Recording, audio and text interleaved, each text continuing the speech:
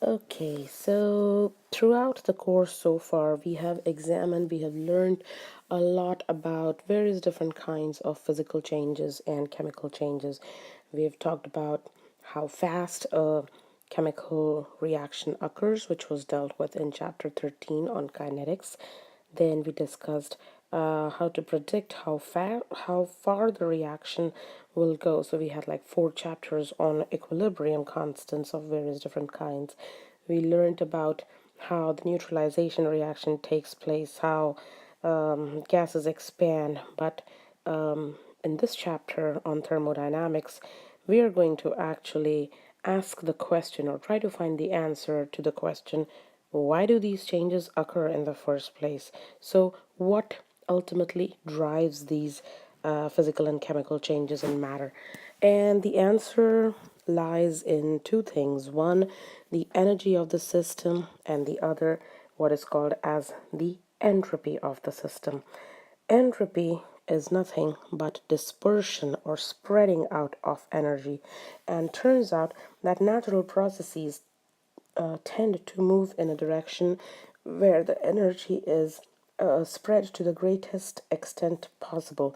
So, even though it might not seem very obvious, but answers to questions like why is it that a solid dissolves, like solid NaCl, you put it in water, whether or not you shake it, it tends to dissolve on its own, or the neutralization of an acid by a base, or essentially the generation, or development of a person from an embryo. So you're getting you're increasing the mass of the embryo, and a person is getting developed. All of these are going to cause an increase in entropy of the universe, and all of them result in a greater energy dispersion. And in nature, as processes occur, the entropy, or what is called as the disorderliness or randomness, always increases. We've discussed this concept previously in chapter 12, and so we are now going to revisit and build on what we had learned then. Now, thermodynamics essentially is the study of interconversion of heat and other forms of energy. In Gen Chem 1, we discussed thermochemistry. Thermochemistry, in which we took a look at the thermochemical equations. So there was a chemical reaction that would take place, and it would either give off energy, which will be an exothermic reaction, or it will require energy, which will be an endothermic reaction. And a combination of that study of that Hess law, all of that came together as chemistry. Thermodynamics is, on the other hand, in addition to that, where does entropy feature? When do you call a process spontaneous? Is that process going to occur on its own? Is that going to be a sustainable process? All of those questions are going to be answered under thermodynamics. Now, when it comes to energy, realize that energy processes are not very efficient. Just to give you an example, when you drive your car, you have the chemical energy of the fuel, which is getting converted into the movement of the vehicle. If the lights are on, then into the light energy. Maybe you had to honk, so the sound energy. But a lot of it is going to get dissipated, and it's going to be just lost to the surroundings as heat. The engine gets heated up, right? And so the total energy that is given off by the combustion reaction is going to be exactly equal to the sum of the amount of energy that is required to propel the car, the one that got wasted, all of that. What that means is that when it comes to energy, you can't really win. You can't create energy that was not there to begin with. It only transforms from one form to another. Also realize that if you consider, you obviously cannot win an energy transaction. But if you consider processes such as, battery, rechargeable batteries, realize that a battery might be able to uh, carry out, let's say, 100 joules worth of work. But when you carry out the charging cycle, it's not that you just require the 100 joules of energy in order to make it go. You require more than that, because even during the charging, recharging, some of the energy is going to be lost to the surroundings during that charging discharging cycle. So realize that when it comes to energy, because processes are not very efficient, there's always a loss associated with it. And so you can perhaps envision that processes which are simpler are usually going to be considered more efficient energy transactions than otherwise. For example, if you consider, let's say, heating your home with just fuel, okay, as against heating your home with electricity. Now, if you are heating home with fuel, that would mean that you're going to be paying the price for just the fuel. On the other hand, if you're heating your home with electricity, you have a fuel charge, so you're being charged for the fuel that generated the electricity, and then the electricity, the amount of kWh the kilowatt hours that you used. So you're kind of paying double. So realize that in terms of efficiency, simpler is a good thing. You can perhaps apply this principle even to diets. Advocates of a vegetarian diet would argue that if you consider the cropland, the amount of cropland that is required for one person to maintain a meat-based diet is about 6 to 10 times greater than the amount required for the same person to maintain a vegetarian diet. And the reason for that is because in case of a meat-based diet, essentially the cow is going to, or animals, that are a part of the non-vegetarian diet, they're going to synthesize and they're going to get the energy-containing molecules like ATP for their own maintenance. And since breaking down and resynthesis requires energy overall, the process becomes less energy efficient as compared to what it would be for a vegetarian diet, because of course cows are going to graze a whole lot of grass from the land. So, in other words, one can say that due to the maintenance of the cow itself, or whichever animal we're talking about, a meat-based diet is going to be considered less efficient as compared to a vegetarian diet. So, keeping that in mind, realize, so what have we discussed so far? We have discussed, of course, from NChem 1 what exothermic, what endothermic is, and now we are coming to a point where hopefully we realize that not all processes that occur in nature are efficient. And so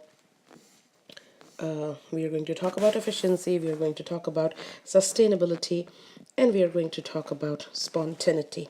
So the fundamental goal of thermodynamics is to predict spontaneity of a reaction. So the question is, what are spontaneous processes? Now, spontaneous processes are those processes that occur on their own without an external influence. They usually have a negative delta G, which is the Gibbs free energy. And so, if you consider a rock on top of a hill, okay, and somebody kicks the rock. The rock tumbles down on its own. You don't need a person to continuously push it if it has to tumble down the hilltop. On the other hand, a non-spontaneous process will be something which will require continuous external influence for it to take place. That means it will have a positive Gibbs free energy, and just the opposite of it. You have a a boulder or a rock at the bottom of the hill, and you want to bring it on top of the hilltop. That means you will need a crane or something, and it has to be continuously pushed for that process to take place. In terms of chemical sense, you can perhaps envision that iron nails, if you leave those in your garage, irrespective of whether you live in Florida where the moisture content is really high, or whether you live in Arizona, iron nails are going to rust. You don't have to do anything special for that, but that formation of rust is going to happen on its own. On the other hand, I have never in my lifetime seen a pile of rust getting converted magically into iron. If you have seen that, let me know. So realize that some processes are not going to take place on their own. They require an external influence. Another one can be the decomposition of water. If you pass electric discharge through water, water splits into hydrogen and oxygen, but it doesn't occur on its own. On the other hand, the evaporation of water, even if it's like a negative 10 outside, the process will be really slow, but the reaction will occur on its own. So the question then becomes, what are the various different thermodynamic parameters which are making this reaction go? Why is it occurring? Or in other words, do all spontaneous processes occur on their own? Of course, we saw in Gen Chem 1 that all exothermic reactions, so when delta H is a negative value, we expect those reactions to be spontaneous. But does that mean if the energy is decreasing, it always has to be spontaneous? And when the energy is increasing, it always has to be non spontaneous? And the answer to that is no, that is a false statement. And just to give you the simplest possible example, water in the liquid phase does require a little bit of energy to get into gaseous phase. And like I was saying, even though think about North Dakota, winter time, or Canada, right outside, it's like minus 30, negative 40 degrees Celsius. It's like really, really cold. And if you want to consider just a kettle that is kept on the stove and room temperature water, water is going to evaporate. The rate is going to be very slow when the temperature is low, but it still occurs. Why does it occur? It occurs because water is going from a liquid phase to a gas phase, and in case of a gas phase, it has a greater amount of disorderliness, or it has a greater amount of entropy, since gas molecules have the ability to move around and collide with each other much more efficiently than in case of liquids. You would say that this reaction is going to go in the forward direction. So a couple things here. I don't want you to confuse the spontaneity of a reaction with the speed of reaction. Speed just means that it occurred very quickly. Spontaneity of the reaction, on the other hand, is a measure of a thermodynamic sense and the direction and the extent to which that reaction will take place. So in kinetics, we study the speed, how fast the reaction takes place. In thermodynamics, we study spontaneity, whether the reaction is going to take place on its own or not.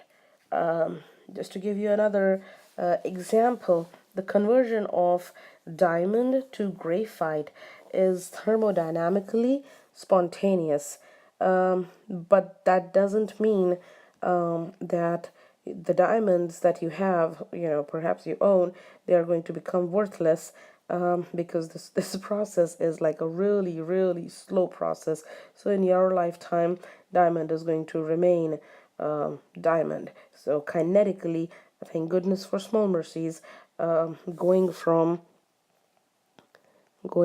diamond to graphite, which is a super duper slow, really slow process.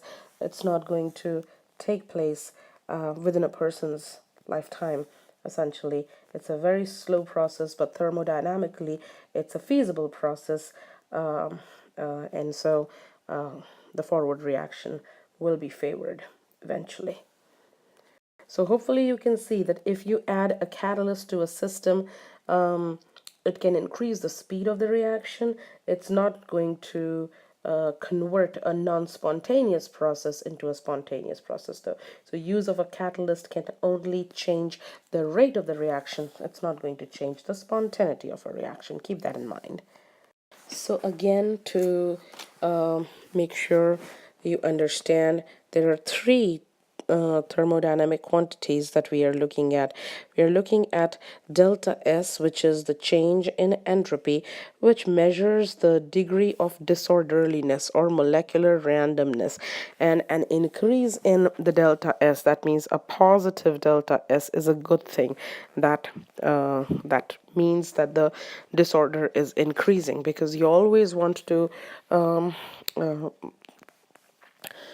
figure out the final disorderliness, final level of entropy, minus the initial level of entropy. So it always is final minus initial. So a positive delta S means that we are moving towards increase in entropy of the universe, which is a good thing. The other parameter for spontaneity is enthalpy, the heat flow. And we have discussed that whenever heat enters into a system, so if heat enters, it's endothermic. Whenever heat exits, it's exothermic.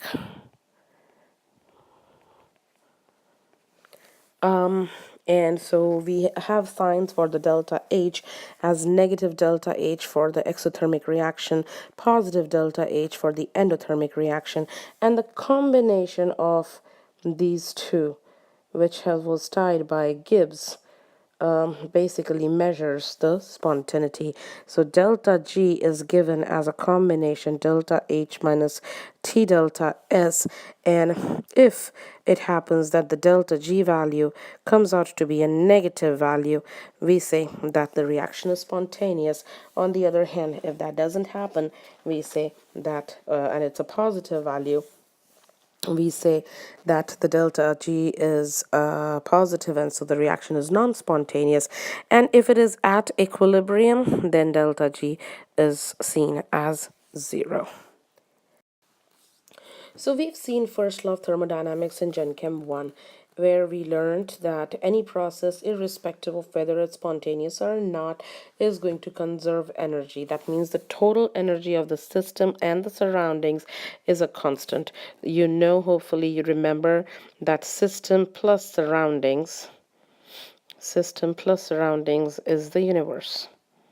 So energy of universe is a constant, or energy of system and the surroundings put together is a constant.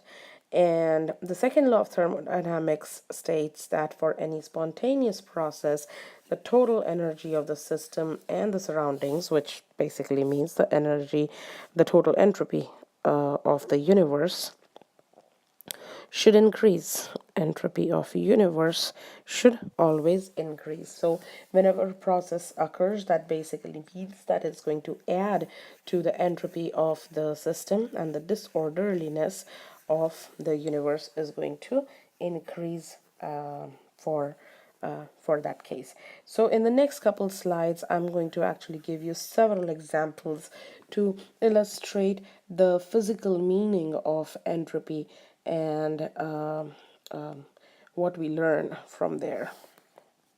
Now, one thing before I actually get into the nitty-gritty details of delta S, a lot of times students confuse between spontaneous and non-spontaneous, and they just think that non-spontaneous means that it will never occur. It will never occur. And that's not true. It can occur. It's just that you will require a continuous supply of some kind of energy of some kind of force to make it go. It's not going to occur on its own. Okay, so it's not that the reaction is impossible, it's just that it's not going to occur on its own or by itself. So that's what it means. Okay. I have said that delta S total, that means delta S of universe, is a combination of the change in entropy of the system and the change in entropy of the surroundings. So when we are looking at the total, I'm looking at the combination of both the system as well as surroundings, and I want that to be more than zero. I want that to be positive, and that hopefully will lead to a spontaneous process. If that is less than zero, that means it's a negative value. It will be a non-spontaneous process, and one can envision that if it is equal to zero, then probably it's an equilibrium reaction. So we are deriving these values from the Gibbs free energy, because we can say that since delta G is 0 at equilibrium, delta H minus T delta S should be equal to 0, and that means that delta H divided by T is going to be equal to delta S. And if this was an exothermic reaction, then the delta H, of course, will have a negative sign. But realize that you can determine the change in entropy if you had some idea about the enthalpy change for that system. The fact that for a spontaneous process delta G is supposed to be less than 0, that would mean that the entire right hand side delta H minus T delta S should be less than 0 as well. And so depending on, and we'll discuss that a little bit later, depending on whether it's an exothermic process or an endothermic process, you will need to see how the delta S changes, but it's ultimately the combination of the two, the delta H and the delta S, which is going to decide how the spontaneity of the reaction works out. But realize again, for any reaction to take place, you want the delta S to be increasing. And so when I refer to this delta S, I'm not just looking at the delta S of the system, I'm looking at the delta S of the entire universe together. And so again, if you had to determine and you had to figure out where entropy features, recall from chapter 6, where we saw a lot of exothermic reactions. We expect exothermic reactions to be spontaneous, and endothermic reactions to be non-spontaneous. But like I said, that is not a true statement.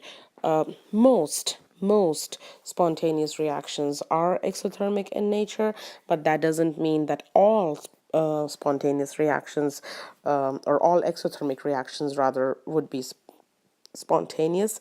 Like I said, it's the combination of the delta H, the T delta S, together with the delta G, which is an important feature in deciding whether a certain reaction is going to be spontaneous or not. And I gave you the example of the vaporization of water. You can perhaps think, melting of ice.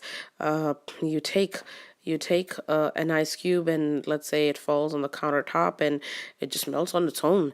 The reason why it melts on its own, you don't have to necessarily heat it, it just absorbs the energy from room temperature. The reason why that occurs is because you're going from a solid phase where the molecules are static and can only vibrate to a liquid.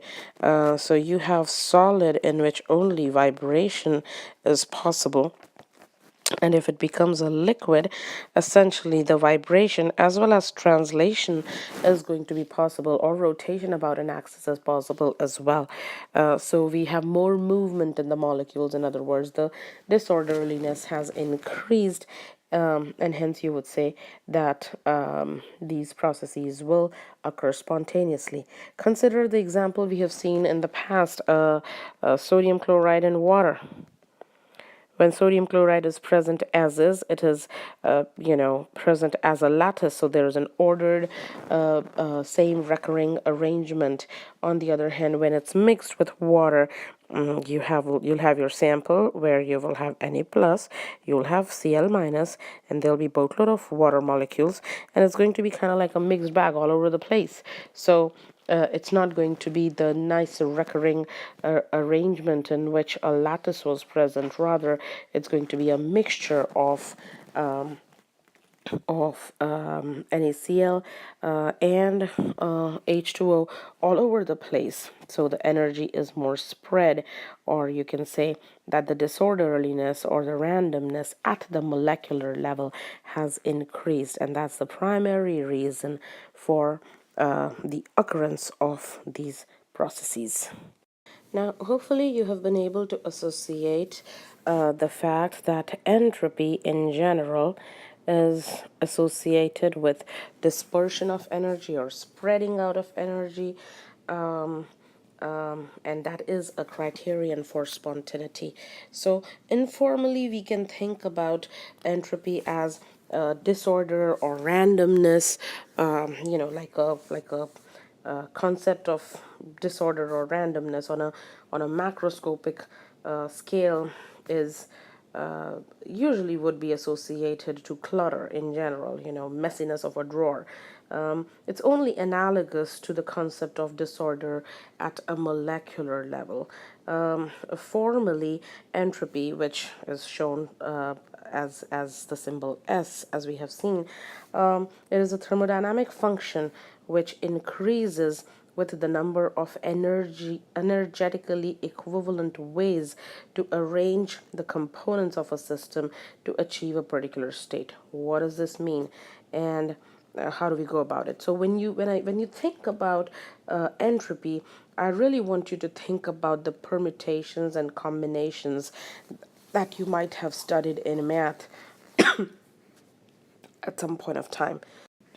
Consider, for example, the flat tire or a balloon. Okay, you have a balloon, and if somebody just pricks a needle, what happens? The air moves out. It's able to go out because earlier it was restrained. It was essentially within the confinement of the balloon, and so the movement for the air molecules within that system was more rigid. On the other hand, when you allow that air to now go out, it can mix and move around and tumble and collide with other molecules of the room, and so the entropy is going to increase. Same is the case in case of a flat tire as well. But where does this entropy coming from? This work was done by Boltzmann, and he gave a generic relationship that S, the entropy, can be given as K natural log of W, where K is called as the Boltzmann constant, and it can be determined by figuring out the gas constant, so R divided by the Avogadro's number. So it's a constant essentially. So hopefully you can see that the entropy basically depends on the W. And what is W? W is the number of energetically equivalent ways to arrange the components of a system. So since it's a number, it's unitless, and you can see that greater is this number, greater will be the entropy. Hopefully you can realize that also. So as W increases, the entropy is going to increase as well. So if we are thinking about an increase in in W, I'm basically saying that the number of energetically equivalent ways to arrange the components is also increasing. Let's take a look. Let's take a microscopic view of what do we mean by this. Suppose energetically you have two systems, system A and system B. So both of them are at 4 joules total, and we know it's 4 joules because we have two particles. Each is maintained at 2 joules of energy. So hopefully you can see that each of the particles, let's call it particle 1 and particle 2, both of those are at the same level. There's two of them, so total energy is 4. Now, if we have another possibility of placing them such that one of them was at 1 joule of energy and the other one was at 3 joules, realize total would still be 4, but one of the particles would be at 1, the other would be at 3. But there's another possibility for this. Let's call that B prime, where maybe the solid one is at 3 joules and the transparent one is at 1 joule. So you can hopefully see that for the second microstate, for the second system, the B and B prime, you have two ways in which you have been able to arrange energetically. Both of these are exactly equal, but there is more than one way of arranging the particles in the second case. So at a microscopic level, you would say that the W is going to be larger for system B, and the entropy is also going to be larger for this case, because you have greater number of permutations in which you can arrange the energy of the system. Okay. So when I say that gases, and you can consider oxygen gas, nitrogen, whichever, gases in general will have the highest entropy in them, when I say that, I basically mean that in gases, molecules have translational motion. That means from point A, they can move to point B. They can rotate about an axis. They can vibrate about an axis as well. However, they don't have that kind of motion or that kind of activity when those are present in the liquid or solid phases, and hence you say that the entropy of gases is going to be highest. Hopefully you can also see that if the temperature is low, then essentially molecules will tend to occupy low energy states. On the other hand, when the temperature is high, molecules will tend to occupy high energy states. What I mean by that is, let's say you have electronic states for oxygen. So I have some lower levels and I have some higher levels. At lower temperatures, you would see most of your oxygen molecules in this lower region. On the other hand, as you increase the temperature, you are providing the energy, so they are going to jump to the excited state, and so as you're increasing the temperature, the entropy of the system also is going to increase. So I said two things which hopefully made sense to you, that gases, they have a greater amount of entropy with them, and as you increase the temperature, your entropy is going to increase as well, because you are going to see a greater number of microstates that will be possible in that particular situation. So when we are thinking about spontaneous processes, we have to think about the entropy of the universe increasing, and the criterion for spontaneity is the entropy of the universe together, the system and surroundings. Processes that increase the entropy of the universe are the ones that result with greater dispersal or randomization of energy, and hence they will occur spontaneously. Processes that decrease the entropy of the universe, on the other hand, will not occur spontaneously. So entropy, just like enthalpy, is a state function where the value will depend on the initial and the final state, and now not exactly how we arrive at that state, which is why most of the time we would be interested in delta S's. So we are interested in delta S, delta H, not in absolute values or the path that's taken to get there. Now, hopefully you have realized that the criterion for spontaneity is the increase in the entropy of the universe. I've said that probably the 1500th time now. When you're thinking about a spontaneous process, or several spontaneous processes in which entropy might seem to decrease, but still those would occur. So, for example, when water freezes at temperatures below 0 degrees Celsius, the entropy of water is decreasing, but still the process is spontaneous. It occurs on its own. Why is that? The reason is because you have to view essentially what is the overall in a net fashion, what is happening to the delta S of the universe, not just the system, but the universe.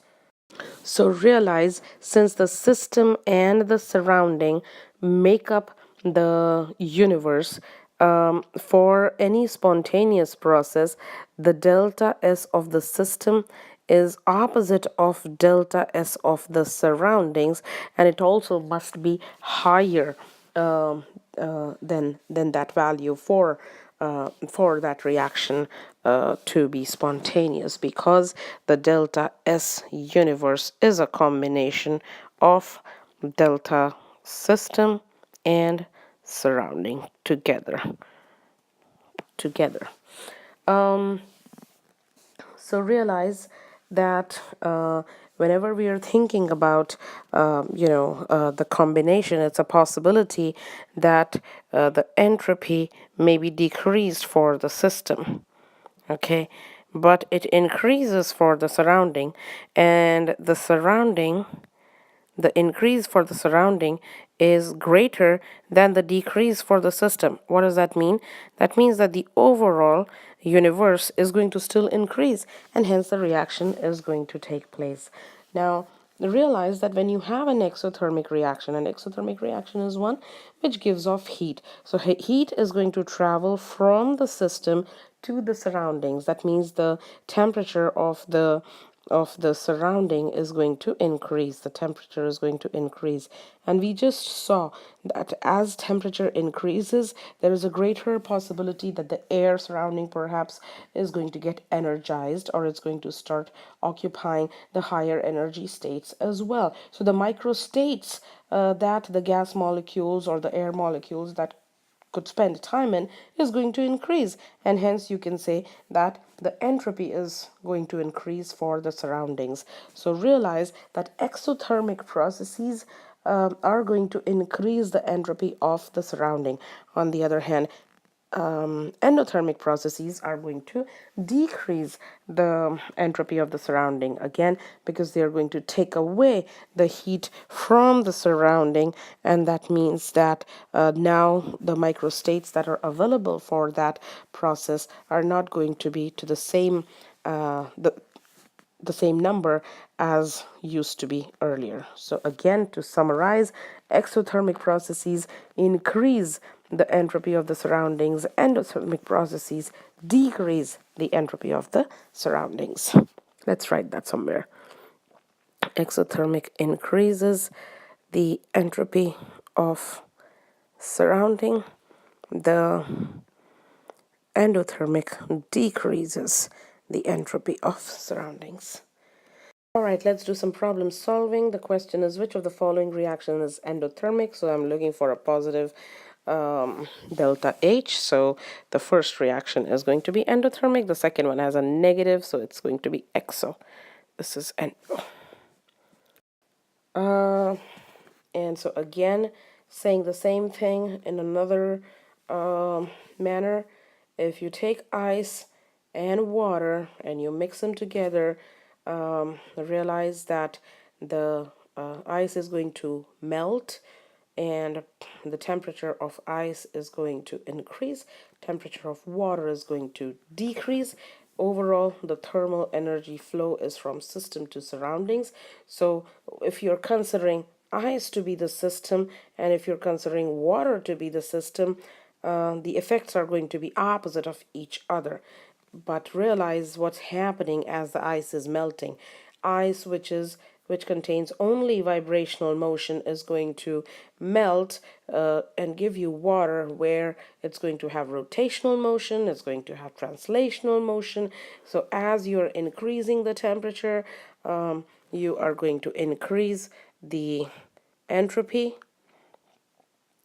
You're going to increase the entropy, and you would say that since there's more movement, there are more microstates that are available, so W increases, which is why the entropy increases as well. So again, the same thing but said in a different.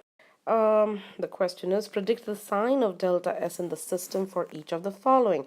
You're going from water in the gas phase to water in the liquid phase. So that's condensation. This is condensation. And that's an exothermic process. So delta H will be negative. Delta S will be negative as well. Because you had more W, you had more entropy first, and you have less entropy later. And since it always is final minus initial, this is going to be a negative value. The second one is we have I2 in the gaseous form, which is giving you 2I minus also in the gaseous form. Realize both of them are gases, but earlier you had only 1 mole and now you have more number of moles. So delta S is going to be positive in the second case. The third one is a decomposition reaction where solid calcium carbonate is decomposing into lime, CaO, and CO2 gas. Since a gas is generated from a solid, this also is going to give you a positive delta S.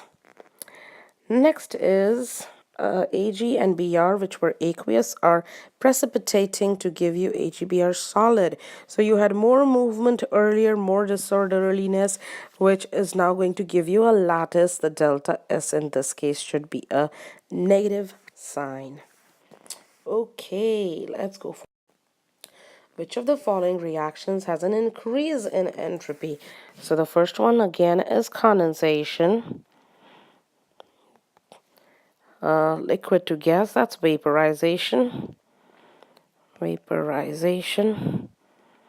And gas to solid, that is deposition. Just as a reference point, solid to liquid to gas, gases have highest energy and also have highest entropy. So if gas is getting generated as the final product, that's going to have a positive delta S or will cause an increase in entropy.